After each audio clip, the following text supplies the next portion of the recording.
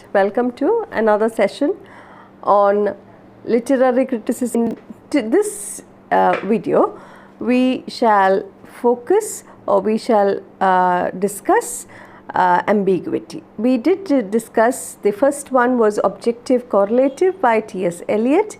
I hope you understood what it means, and now we shall take up ambiguity. Now, ambiguity, if you look at the word ambiguity, it generally refers, or in ordinary sense, ambiguity means fault in style. A slight fault in style is what it means in ordinary sense. But with the publication of William Ebsen's 7 types of ambiguity, we studied this in methodology of literature under new criticism. I hope you remember these concepts that we studied in those lectures, new criticism, formalism and all. We did discuss William Ebsen's 7 types of ambiguity.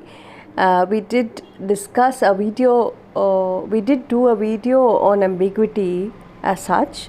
Anyway, we'll just do it once more.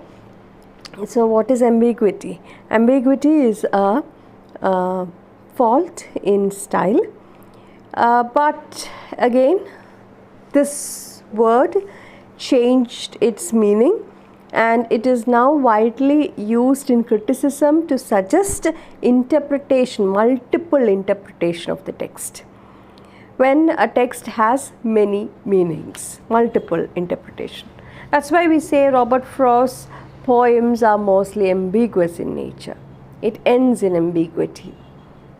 Good fences make good neighbors. So the poem, the whole poem discusses, or it is all about whether there is a need for a wall or not.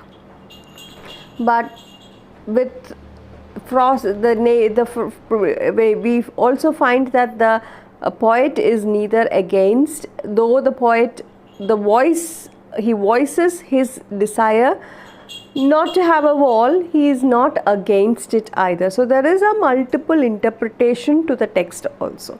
The poem is ambiguous. It has 2 layers or 2 different meanings, or 2 meanings to it. And so that can be taken one as an example for ambiguity. Again, ambiguity also has, here when we discuss ambiguity, the poem is ambiguous. It has multiple layers of interpretation. At the same time, ambiguity also is actually a reference to a word that has, or to a phrase or a word or even a dialogue which has which can give you different meanings, suggestive of different meanings. We shall take up few examples to understand that as we move on. So it is now used as a literary device, okay, and the use of a single word or perhaps an expression, it is used to signify though 2 or more distinct references, to express 2 or more diverse attitudes or feelings also. That's what I said in Mending Wall. 2 diverse attitudes, or 2 diverse attitudes of feelings is expressed in a Mending Wall. The neighbor is for the wall, whereas the poet does not actually, the narrator does not actually want a wall, but at the same time the poem keeps repeating good fences make good neighbors, and that line itself is ambiguous because the poet does not, or the narrator does not go against it either. So there is a double, 2 multiple or 2 attitudes of feelings present in it. Now, multiple meaning or plurisignation are 2 other words that can be used as alternative terms for ambiguity. So for the word ambiguity, we can also use other words like multiple meanings. Okay, and this is an example to show ambiguity is cited in Antony, in the play Antony and Cleopatra, Shakespeare's Antony and Cleopatra.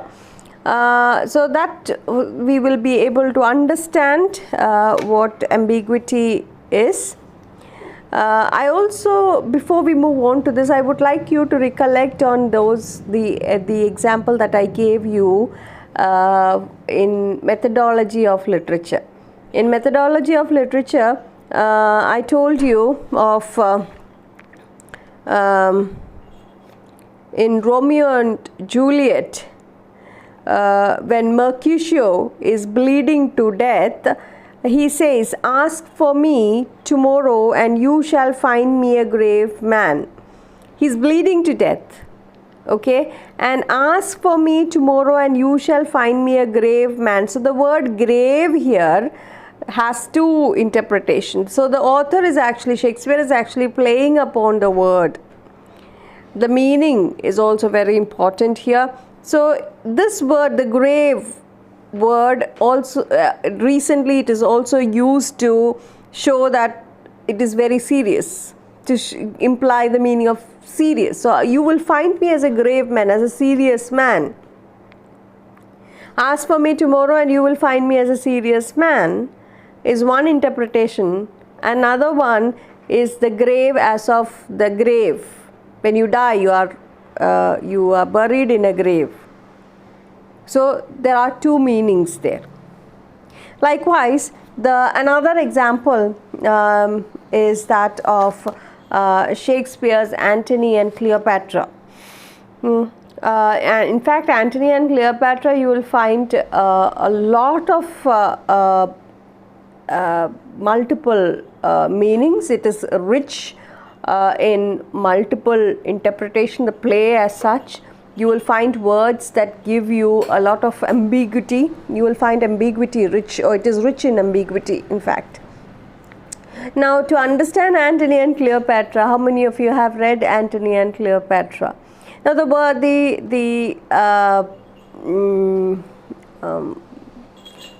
the passage or the dialogue that is given to you here in your text is from the last scene, Act 5, Scene 2 of Antony and Cleopatra, where Cleopatra is about to commit suicide. So in the scene, the last act, or the fifth act, Scene 2, you will find Proculus. Proculus is a follower of Octavius Caesar. Now here the Caesar whom we are speaking about is not Julius Caesar.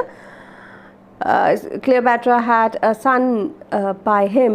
Now she is in love with Mark Antony. Mark Antony is dead, and Octavius Caesar has captured her, conquered her, and he wants to, deep inside, what he is planning to do is he is planning to take her and make a rally, to make her walk as a procession or a rally, and that is done. Normally what is done during those times, ഒരു യുദ്ധം കഴിഞ്ഞിട്ട് ജയിക്കുമ്പോൾ അവരൊരു rally നടത്തും. അവർ capture ചെയ്തിട്ടുള്ള ആൾക്കാരും അതേപോലെ തന്നെ kingdom and all those loots and things, they will March through their town, in their town, that is.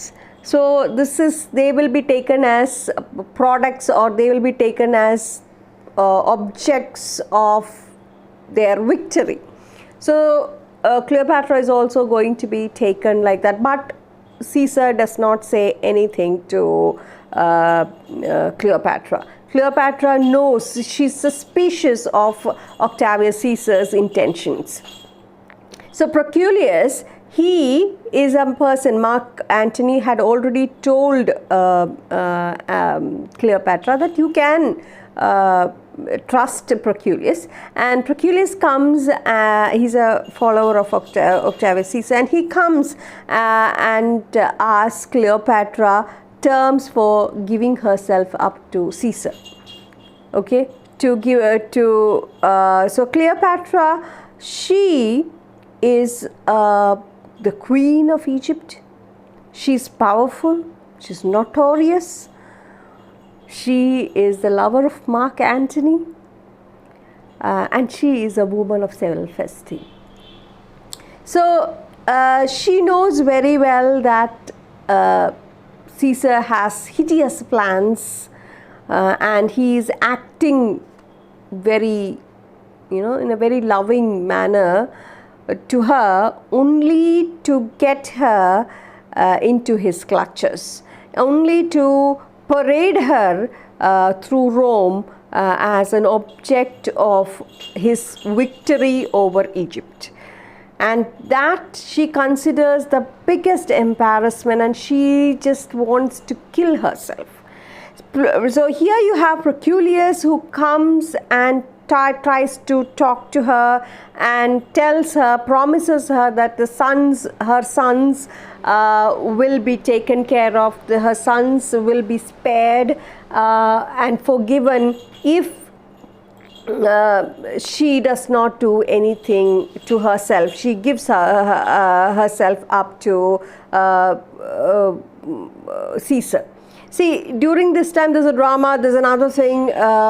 Proculius is about to leave, and the Roman officers are coming there to guard the place. At that time, Cleopatra takes a dagger and tries to kill herself, and Proculius is quick, so quick that he captures the dagger and tells her to remain calm, and he tries to talk to her, and he tries to calm her down and tries to tell her that everything is safe, you don't have to worry about anything. He also tells her that the children will be spared, and she will also be looked after well by Octavius Caesar. But then you have the Roman general coming to the place, and that is Dolabella. He is a Roman general, and he feels pity for this queen. After all, she was a powerful queen, and when Dolabella listens to her grievance about how Mark Antony was and how he's in the grave now, and their love and all those things, he feels sorry for Cleopatra, and through Dolabella, that is a Roman general, she gets to know the hideous, or her suspicion is cleared. Her suspicion is cleared in the sense she confirms her suspicion, not cleared. Her suspicion is confirmed that Caesar is indeed trying to take or going to parade her through the streets of Rome and display her as one of the, as a major attraction of his victory over Egypt. And Cleopatra is shocked, and she's sad, and she does not know what to do. It is at that time that you find a man, a rural man. This has been asked by, or this man has been asked by, summoned by Cleopatra herself, and he comes in with a fig, or with a basket full of figs, the fruit figs, and there's a lot of figs and leaves and all those things, and he is asked to, or he's been let to visit Cleopatra because he has been summoned by her. And inside this basket is an asp. Asp is a venomous snake. Now this snake is going to, or she is going to suicide. She is going to commit suicide. So she has asked for the snake, and this snake is very deadly. Okay, so that is the place, or that is what we are dealing with. And we haven't come to what this ambiguity is. Ambiguity, to explain ambiguity, it is very simple, but I thought you should know the plot, or I thought you should know know what is happening before we move on to ambiguity. So here we have the asp. So this rural man has brought in the asp. It is hidden inside the this basket full of fig trees, because Cleopatra is going to commit suicide. She has her maids in waiting, or she has her her servants, her maids in waiting, and she is going to take this asp and put it on her bosom. She's going to put it on her on her bosom, and she's going to make the asp bite her so that she will die. So that's what we have here. Come, thou mortal wretch, with thy sharp teeth this knot intrinsicate, of life at once unite. Poor venomous fool, be angry and dispatch. Now what we are going to do is, we are going to find out ambiguity in these sentences, in this dialogue, Cleopatra's dialogue. Mortal, the first one is mortal. Mortal has two meanings. One is deadly. See, the asp is deadly. It is venomous. One bite is enough to kill a person. One drop of its venom is enough to kill a person. So that is why it is called a venomous or deadly or mortal wretch. It is mortal here. The word mortal is used in the meaning or to give them sense of deadly, that can cause death. Okay, mortal, that can cause death, or that can be decayed, or that causes death and then thus leads to destruction or decay. Okay, that is one meaning. Another meaning is, even though the asp is deadly, it is poisonous, it is dangerous, it is also mortal. It can be killed. The word mortal, as of all living things are mortal. Okay, so two meanings. One, mortal as of something deadly, venomous, that can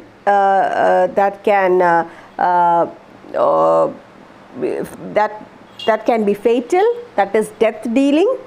At the same time, it may also signify that the asp, that is the snake itself, is a mortal thing that can die. It can be killed. It can be killed, or it will die, or it will decay, because it is mortal. It is a living thing. So that is the two meaning ambiguity there. Another one is dispatch. Another word that we have is dispatch, and dispatch means it has two meanings. Dispatch means make haste. Okay, dispatch has two meanings. One is make haste, that is be quick. Dispatch means be quick. Dispatch also means kill. So here it has these two meanings: be quick and kill. Kill me quickly. Be fast and kill quickly. So be quick and kill. Both the meanings are relevant here. Two meanings. Both these meanings are relevant here. Then we have, she calls it with contempt. Also, she calls this Cleopatra, she calls it a wretch, thou mortal wretch. So there is in her words, the words that are uttered by Cleopatra has got both contempt and pity. So there you find ambiguity of attitude, ambiguity of feelings. There is a mix of feelings there, ambiguity of attitude. Both you will find contempt as well as pity. Contempt, why? Contempt because it is death dealing. It is going to end her life.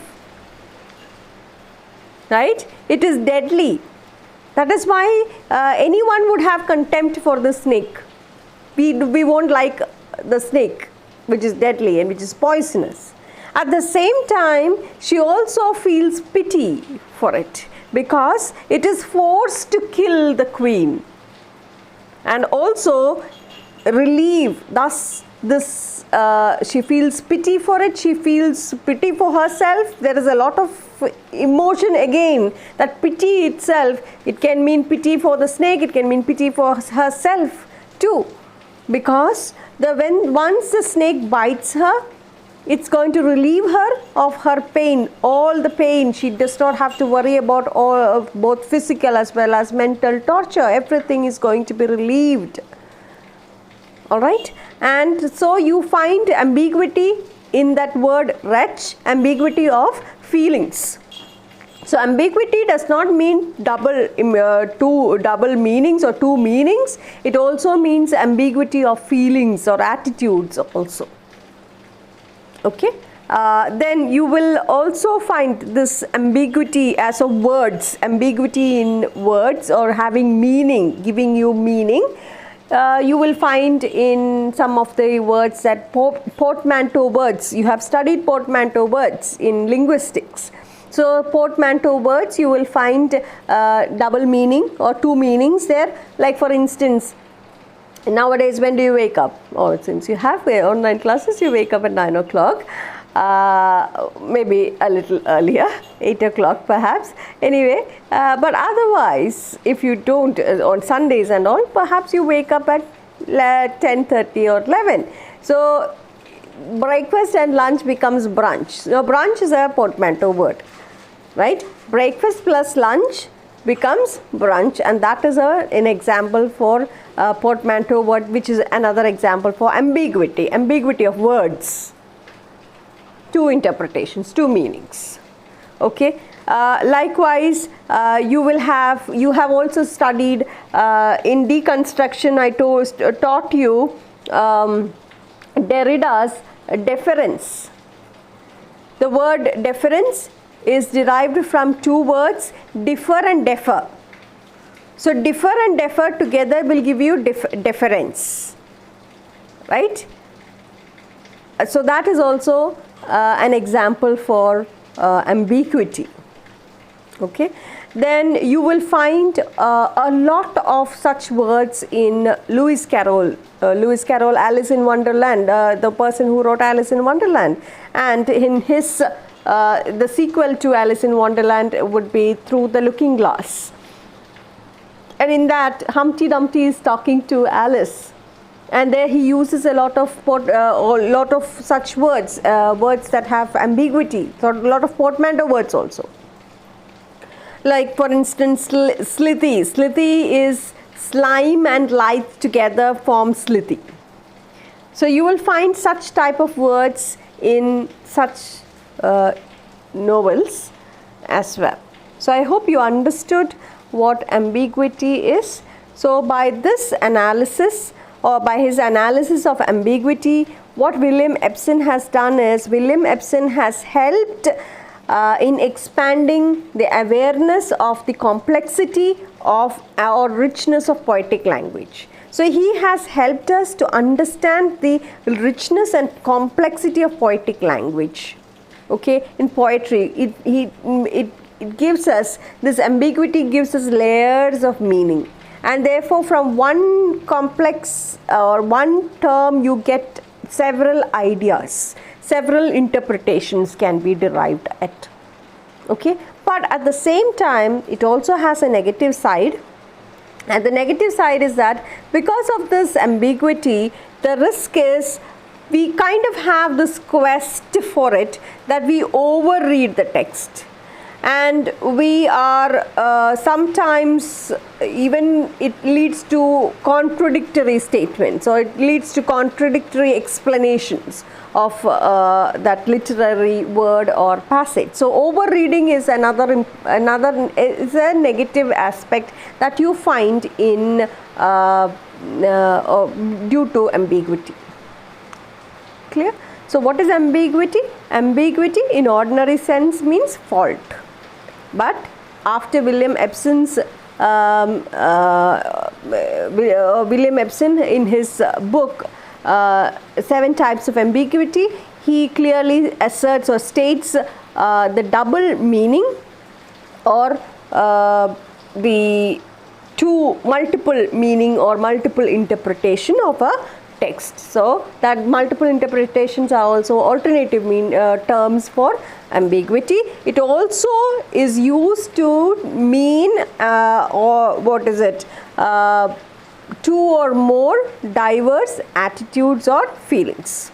Okay, so it is a literary device used to mean a single word or an expression is used to signify two or more distinct references or to express two or more attitudes of feelings. So that is ambiguity.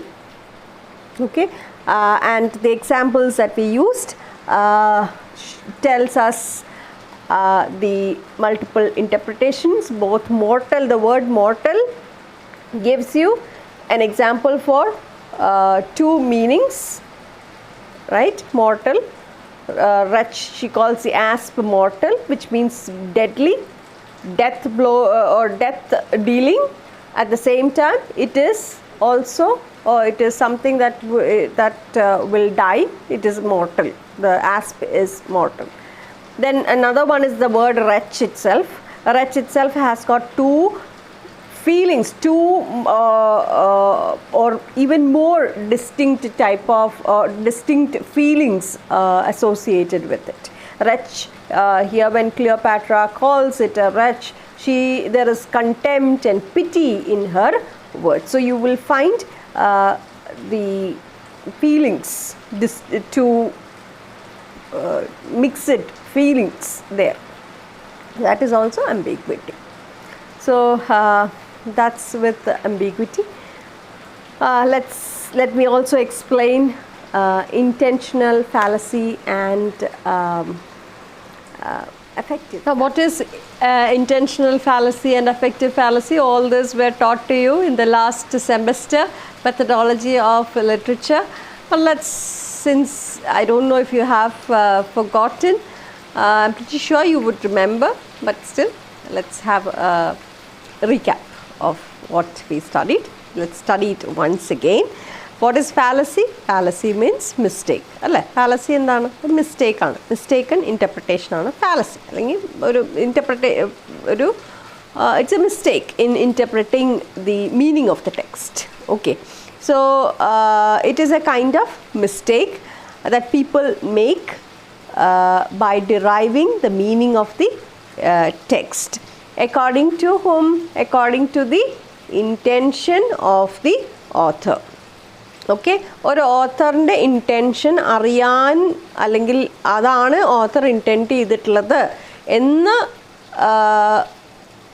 അദ്ദേഹത്തിൻ്റെ ബയോഗ്രഫിയിൽ നിന്നും അദ്ദേഹം ജീവിച്ചിരുന്ന കാലഘട്ടത്തിൽ നിന്നും ഒക്കെ നമ്മൾ അദ്ദേഹത്തിൻ്റെ കണ്ടംപററീസിൽ നിന്നും അവരുടെ ആ ഒരു അല്ലെങ്കിൽ the economic socio economic political as well as biographical details തികഞ്ഞ് എടുത്തിട്ട് ഇതാണ് ഇന്ന ഓത്തർ ഇതിൽ നിന്നും ഇൻറ്റൻറ്റ് ചെയ്തിട്ടുള്ളത് എന്ന് പറയുന്ന അതിനെയാണ് ഇൻറ്റൻഷണൽ ഫാലസി എന്ന് പറയുന്നത്. So what is intentional fallacy? Intentional fallacy is A mistake that the readers or the people make by deriving meaning of the text according to the author's intention from his biography and the situation. It is an error in interpreting the literary work according to the evidence as per the intentions of the author. That is intentional fallacy. Okay, who brought this term? Wimsatt and Beardsley. All this was taught last semester, so we'll just go a little fast. Okay, so this was brought neatly by Wimsatt and Beardsley in the book The Verbal Icon. Verbal Icon എന്ന ആ ബുക്കിനകത്താണ് അവർ വളരെ clear ആയിട്ട് അത് intentional fallacy effective ഫാലസിനെ പറ്റിയിട്ട് പറയുന്നത്. അപ്പോൾ intentional fallacy എന്താണ്? Intention of the author based on his biography and other details. So anyway, we don't know what he intended, right?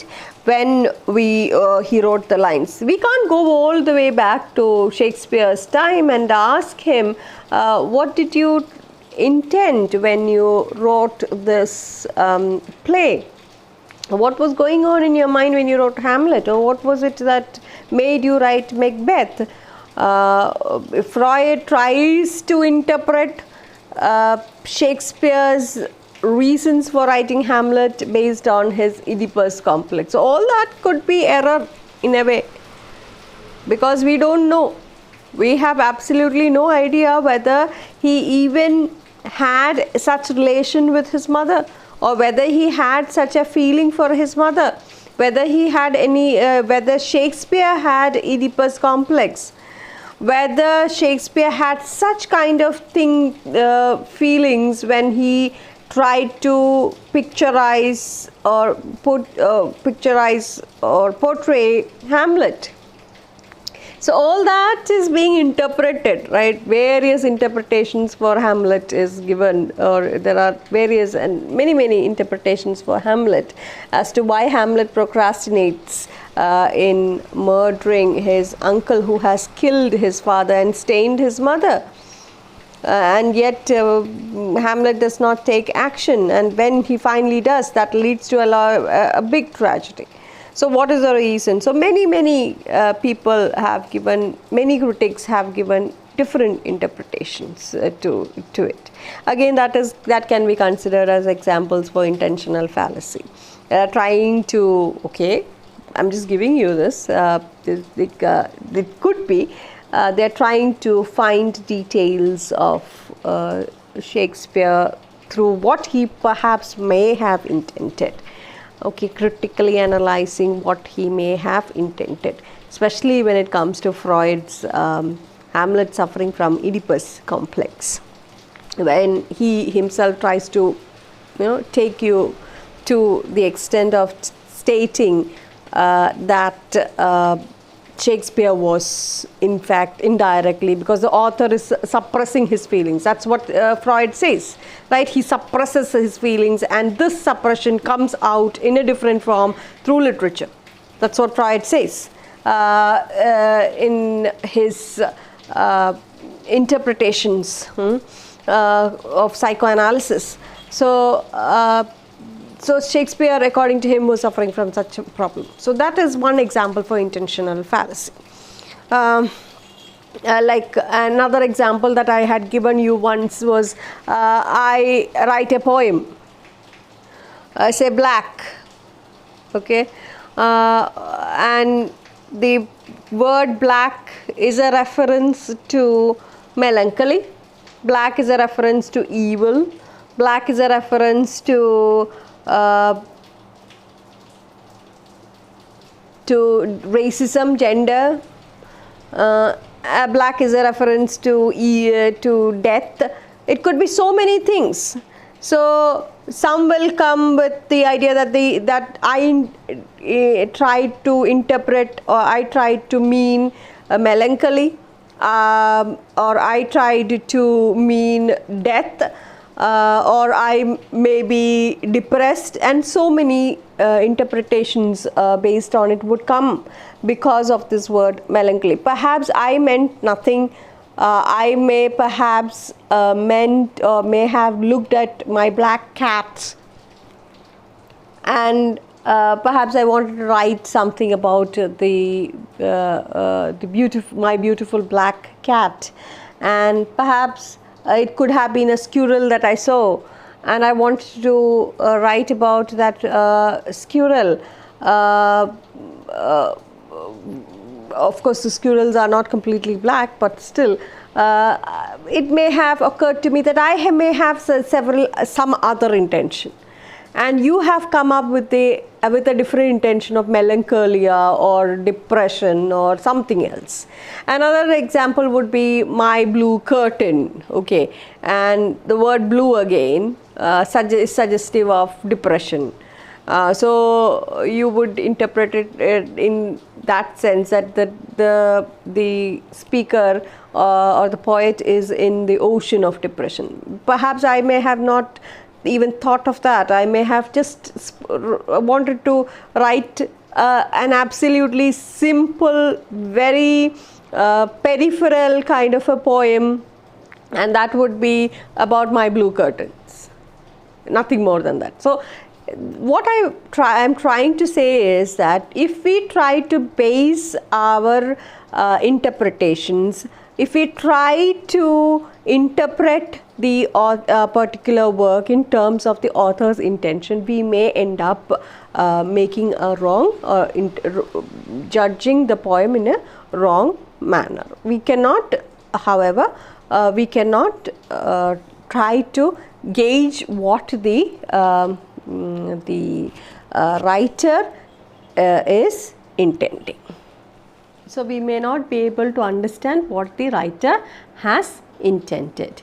Now, if the critic interprets using the author's biography, this is going to be a subjective interpretation, and it can lead to an error in the judgment. So that is with intentional fallacy. What about affective fallacy? Next is affective fallacy. Affective fallacy again is an error or a mistaken judgment or an evaluation on the basis of the emotional effect upon the reader. See, it is intentional fallacy, author; affective fallacy, the reader. So when I try to judge the work based on a particular emotion, best example would be the films. One example would be films. Like, you can't simply judge a movie by what others tell you or their opinion about the movie. So to some, they may like the movie, to some they may not have liked the movie. So again, you cannot judge that movie according to the views or the emotions of the viewer. You might end up judging it or giving a mistaken, or you might end up judging it wrong. Likewise, a book, if I am to say, for example, a work based on emotion,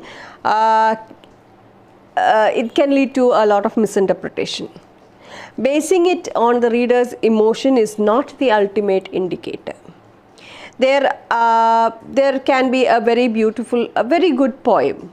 Okay, again, since you are literature students, say you have a beautiful poem. It's all about love. For example, let's say Elizabeth Barrett Browning's "How Do I Love Thee." It's a beautiful love poem. But say if you are heartbroken, you just